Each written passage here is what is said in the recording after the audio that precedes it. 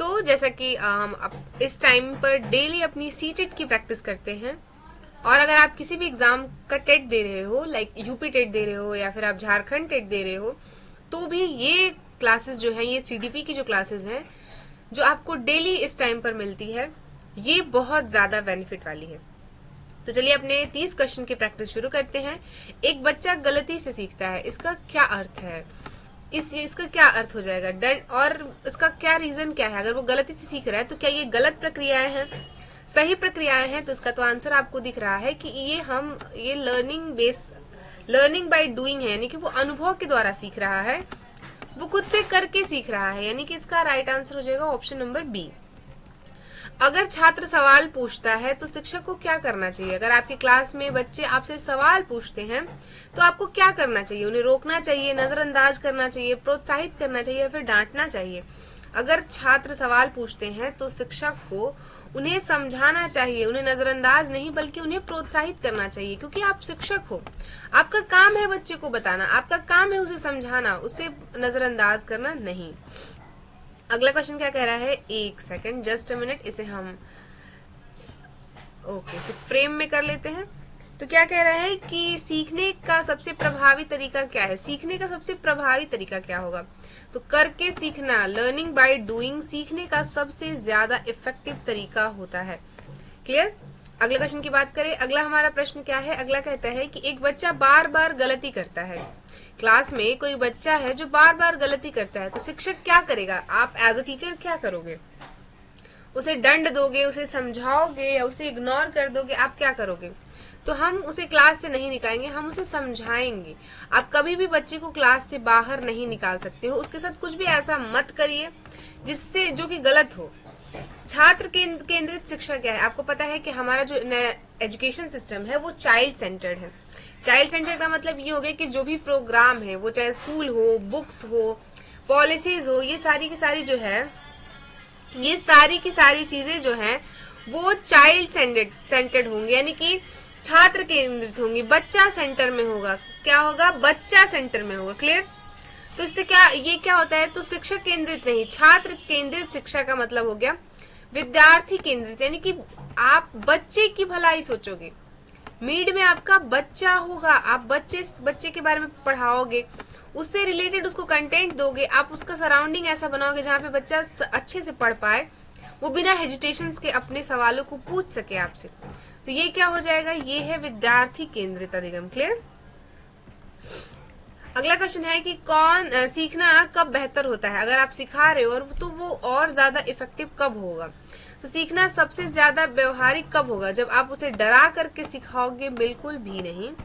जब आप उसे दबाव दे करके सिखाओगे कि नहीं तुम्हें सीखना ही है? नहीं। जब बच्चा खुशी से सीखेगा, जब बच्चा स्वयं से सीखेगा, जब बच्चा खुद से एक्टिविटी करके सीखेगा, यानी कि जब बच्चा लर्निंग बाय डूइंग करेगा, वो उसको उसके डे टू डे बेसिस पर, डे टू डे क्लासेस में आप जो उसके डेली बेसिस पर वो जो चीजें कर रहा है, आप उसके रियल लाइफ के एक्सपीरियंस के साथ उसे जोड़ करके पढ़ाएंगे तो वो ज्यादा बेटर तरीके से कर पाएगा, है ना? तो सीखना कब बेहतर होता है? सीखना बेहतर होता है जब बच्चा उसमें इंटरेस्ट के साथ सीखे। तो इसका राइट आंसर हो जाएगा ऑप्शन नंबर सी। एक अच्छा शिक्षक कौन है? एक अच्छा टीचर क्या हो सकता है? अगर आप सोचिए कि आप एग्जामिनेशन हॉल में बैठे हो और ये प्रश्न अगर आपसे पूछा जाए कि एक अच्छा शिक्षक क्या है, तो क्या कहोगे? जो केवल पढ़ाएगा? नहीं, कभी नहीं। जो सिर्फ पढ़ाएगा वो अच्छा शिक्षक नहीं होगा। जो प्रेरित करेगा ये हो सकता है। जो डांटेगा, जो टेस्ट लेगा? नहीं। डांटना और टेस्ट लेना ये दोनों के दोनों नेगेटिव वर्ड है। तो इसका राइट आंसर हो जाएगा ऑप्शन बी, बिल्कुल सही जवाब। यानी कि प्रेरित करके, बच्चा प्रेरित करके जो सीखेगा, जो अब वो अपने क्लासरूम में सीखेगा, जो बच्चों के साथ इंटरेक्ट करके सीखेगा, जो और भी सारे जो उसके सहपाठी हैं उनके साथ सीखेगा, तो और उसे वो अपने रियल लाइफ के एक्सपीरियंस के साथ ऐड करेगा, उस समय वो ज्यादा अच्छे से सीख पाएगा। कक्षा में अनुशासन कैसे बनाया जाता है? आप अगर टीचर हो तो आप क्लास में कैसा अनुशासन बनाओगे? क्या क्लास का सराउंडिंग ऐसा कर दोगे कि आप उसे डांट दोगे, दंड दे दोगे, डराओगे? नहीं। सहभागिता वाला क्लासरूम जो है वो ज्यादा इफेक्टिव लर्निंग के लिए अच्छा है। यानी कि आप क्लास में बच्चे के साथ सहभागिता पर ध्यान दोगे, यानी कि आप ऐसा क्रिएट करोगे सराउंडिंग जहाँ पे बच्चे एक दूसरे के साथ सोशली कनेक्ट हो, वो एक दूसरे की हेल्प करे, वो एक दूसरे के साथ इंटरेक्ट करे, वो वाला जो सराउंडिंग एरिया है वहां पे बच्चे बहुत अच्छे से सीखेंगे। इसीलिए आप देखते हो कि ग्रुप वर्क भी डिसाइड किए जाते हैं बच्चों के। इसका राइट आंसर ऑप्शन सी बिल्कुल सही है। सीखना किस पर निर्भर करता है? सीखना किस पर निर्भर करेगा? शिक्षक पर, वातावरण पर, छात्र पर या सभी पर? सीखने की जो प्रक्रिया है वो सब पर निर्भर करता है, यानी कि सीखने में शिक्षक का भी योगदान है, वातावरण का भी योगदान है और छात्र का भी योगदान है, यानी कि ऑप्शन डी इसका बिल्कुल सही हो जाएगा। क्योंकि अगर शिक्षक मार्गदर्शक का कार्य करता है, अगर शिक्षक ना हो तो भी सीखना पॉसिबल नहीं है। वातावरण, अगर हम बच्चे का इन्वायरमेंट वैसा क्रिएट ना करें, बच्चा तो भी नहीं सीख पाएगा। और अगर स्टूडेंट ही नहीं हो जो जिसे हमें सिखाना है, अगर वही ना हो, वो ही एक्टिव ना हो, तो हम ये भी हमारा इफेक्टिव लर्निंग नहीं होगा। इसका सीधा अर्थ हो जाएगा कि इसके लिए जरूरी क्या है? जरूरी है तीनों जरूरी है। जितना जरूरी है बच्चे का सराउंडिंग होना, उतना ही जरूरी है छात्र और उतना ही जरूरी है वातावरण। और इसमें अगर एक और चीजें आपको जोड़ना पड़े तो आप ऐड करेंगे जीन्स, यानी कि हेरिडिटी और बच्चे का एनवायरनमेंट, दोनों बहुत मैटर करता है। अगर आप उसे एक अच्छा सराउंडिंग देते हो और उसकी जीन्स अच्छी है तो बच्चा बहुत अच्छा ग्रोथ करता है अपने लाइफ में, है ना। अगला क्वेश्चन क्या कहता है, आप देखिए यहाँ पे आगे पियाजे महोदय, उनके अनुसार संज्ञानात्मक विकास के कितने चरण हैं? तो ये तो किसी का गलत हो ही नहीं सकता। संज्ञानात्मक विकास के 4 चरण हैं। पियाजे महोदय को आप हमेशा याद रखिए, ये संज्ञानात्मक विकास की बात करते हैं।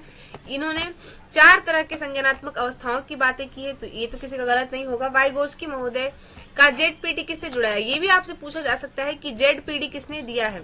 आपको आंसर करना है वाइगोस्की महोदय। एक सेकेंड, आपको आंसर करना है वाइगोस्की महोदय, तो इसका आंसर क्या हो जाएगा? और हाँ, आप ये भी जानते हैं कि वाइगोस्की महोदय हमेशा सामाजिकता की बात करते हैं, सहायता की बात करते हैं। तो जेड-पीटी का मतलब क्या है? सहायता से सीखना, यानी कि बच्चे को किसी भी चीज में सहायता देना। ऐसा नहीं कि उसके सारे कार्य को कर देना, बट स्टिल आप उसे थोड़ा सा सहायता देते हो, उसे थोड़ा सा रीइंफोर्समेंट देते हो। क्लियर।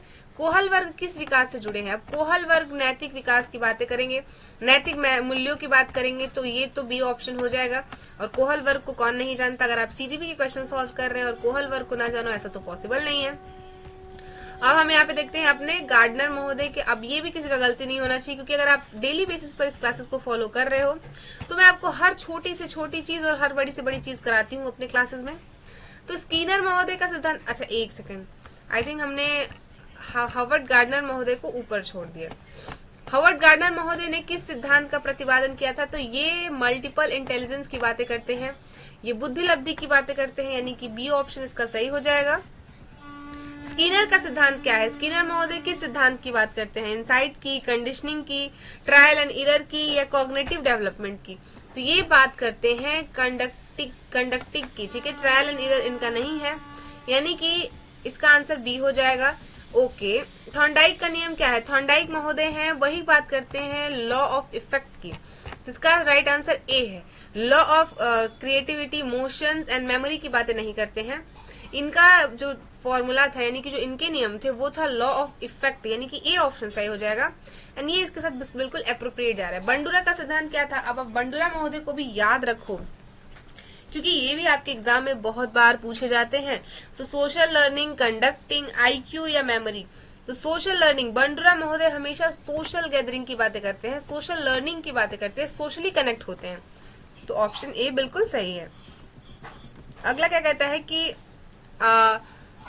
क्या है ऑप्शन, ये किससे, पर्सनालिटी से, मेमोरी, लर्निंग डिसऑर्डर, किससे जुड़ा हो सकता है? ओके, तो ये है ऑप्शन ए, इसका बिल्कुल सही हो जाएगा, यानी कि ऑप्शन ए सही है। ओके, एरी एरिक्सन का सिद्धांत बात करते हैं। एरिक्सन महोदय क्या कहते हैं? एरिक्सन महोदय कॉग्निटिव डेवलपमेंट की बातें करते हैं, या आपके बिहेवियरिज्म की बातें करते हैं, मोरल वैल्यूज की बातें करते हैं, या फिर फिजियो सोशलिस्ट की बात करते हैं? नहीं, इसका राइट आंसर हो जाएगा ऑप्शन बी। आप एरिक्सन, कोहल वर्ग, पियाजे, थॉर्नडाइक, स्कीनर, पॉलो, इनको याद रखिए, ये आपसे एग्जाम में पूछे जाते हैं। अगर आप भूल जाओगे तो फिर दिक्कत हो जाएगी।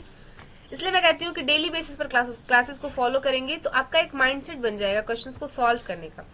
पॉलो महोदय का सिद्धांत है, इसमें से कौन सा है उनका सिद्धांत? तो ये है क्लासिकल कंडीशनिंग थ्योरी, जो है वो पॉलो महोदय देते हैं, यानी कि इसका ए ऑप्शन बिल्कुल सही हो जाएगा। ट्रायल एंड एरर का सिद्धांत किसने दिया है? तो ये हमारे थॉर्नडाइक महोदय हैं, एंड ये किसी का गलत नहीं होगा क्योंकि ट्रायल एंड एरर का सिद्धांत जो है वो थॉर्नडाइक महोदय का है। इनसाइट लर्निंग किसने दिया है? चलिए बताइए, इनसाइट लर्निंग किसने दिया है? अगर आपने सुबह वाली क्लास देखी होगी तो आपको 110% पता होगा कि इनसाइट लर्निंग किसने दिया है, कोहल वर्ग का सिद्धांत कौन सा है, स्कीनर का कौन सा है, बंडूरा का कौन सा है, पियाजे का कौन सा है। यहाँ पे क्या हो जाएगा कि इनसाइट लर्निंग का सिद्धांत जो है वो कोहल वर्ग देते हैं, यानी कि ऑप्शन ए के साथ आप जा सकते हो, ए बिल्कुल सही है। रीइंफोर्समेंट किससे जुड़ा है? रीइंफोर्समेंट किससे जुड़ा हो सकता है? रीइंफोर्समेंट का मतलब क्या है? स्कीनर से जुड़ा हुआ है, पियाजे से, कोहल वर्ग से। इसका आंसर हो जाएगा ए, यानी कि रीइंफोर्समेंट जो है वो कोहल वर्ग का है। कोहल वर्ग महोदय ने रीइंफोर्समेंट की बातें करते हैं। क्लियर? इंटेलिजेंस टेस्ट किसने दिया है? तो इंटेलिजेंस टेस्ट जो है वो हमारे बेंट महोदय हैं, यानी कि ऑप्शन ए बिल्कुल सही हो जाएगा। स्कीनर एंड पियाजे नहीं होंगे। इमोशनल इंटेलिजेंस किसने दिया है? तो आप मुझे बताओ, इमोशनल इंटेलिजेंस की बातें कौन करेगा? वो क्या पियाजे हैं, स्कीनर है, गेलमैन है? नहीं, इसका ऑप्शन ए बिल्कुल सही हो जाएगा, यानी कि आप ऑप्शन ए के साथ जा सकते हो, ये बिल्कुल सही है। जोन ऑफ क्या है? जोन ऑफ प्रोमैक्सल डेवलपमेंट किसने दिया है? तो इसका आंसर क्या है? पियाजे, वाइगोस्की, स्कीनर या कौन है? तो ये हो जाएंगे हमारे वाइगोस्की महोदय। क्लियर? अगला क्वेश्चन क्या कहता है कि लर्निंग विदाउट रीइंफोर्समेंट किसका है? लर्निंग विदाउट रीइंफोर्समेंट ये कौन दे रहे हैं? तो ये टोलमैन दे रहे हैं, यानी कि स्कीनर, पोलो एंड थॉर्नडाइक नहीं दे रहे हैं। ये जो लर्निंग विदाउट रीइंफोर्समेंट है, अच्छा विदाउट अगर यहाँ पे लगा है, अगर मैं यहाँ से विदाउट को क्रॉस कर दूं तो आप मुझे बताओ कि रीइंफोर्समेंट का सिद्धांत कौन देता है? तो आपको पता होना चाहिए कि रीइंफोर्समेंट की बात हमेशा पोलो महोदय करते हैं, लेकिन जब यहाँ पे लगा है कि लर्निंग विदाउट रीइंफोर्समेंट तो ये हो जाएंगे हमारे टॉलमैन। क्लियर? कंडक्टिंग थ्योरी किसने दिया है? कंडक्टिंग थ्योरी किससे जुड़ा है? पोलो, स्कीनर, पियाजे, कोहल वर्ग, थॉर्नडाइक, ये हो जाएंगे पोलो एंड स्कीनर, एंड ये दोनों के दोनों सही है इसका आंसर, यानी कि ऑप्शन नंबर ए बिल्कुल सही हो जाएगा, एंड आपको याद रखना है इसे। डेवलपमेंट का सही क्रम क्या हो सकता है? आप मुझे बताओ कि डेवलपमेंट का सही क्रम क्या हो सकता है? फिजिकल, मेंटल या सोशल, या फिर सोशल, मेंटल या फिजिकल, या फिर मेंटल, सोशल या फिजिकल, या फिर सोशल, फिजिकल या मेंटल, या फिर रैंडम या फिक्स्ड या नॉन। आप मुझे बताइए कि डेवलपमेंट का कोई स्टेजेस होता है क्या? आप रैंडमली ऐसे ही बढ़ जाते हो? देखिए, सबसे पहले हमारा फिजिकल ग्रोथ होता है। सबसे पहले जब बच्चा जन्म लेता है तो उसका फिजिकल ग्रोथ होता है, फिर उसका मेंटल ग्रोथ होता है, उसके बाद उसका सोशल ग्रोथ होता है। तो इसका राइट आंसर तो ए सही है, यानी कि डेवलपमेंट का एक सही क्रम है। पहले बच्चे का फिजिकल ग्रोथ होगा, मेंटल ग्रोथ होगा, एंड देन उसका सोशल ग्रोथ होगा। तो इसी के साथ ये रहे आज के हमारे 30 क्वेश्चंस। आई होप आपको क्लासेस पसंद आ रही हैं। अगर पसंद आते हैं और आपको लगता है कि इफेक्टिव क्लासेस है तो प्लीज आप चैनल के साथ जुड़िए। मिलेंगे आपसे कल की क्लास में, तब तक के लिए पढ़ाई करते रहिए, स्वस्थ रहिए एंड मस्त रहिए। एंड बहुत जल्द आपका सीटेट का रिजल्ट भी आ जाएगा और टीआरई की वैकेंसी बहुत जल्द आने वाली है। Thank you so much. जय हिंद।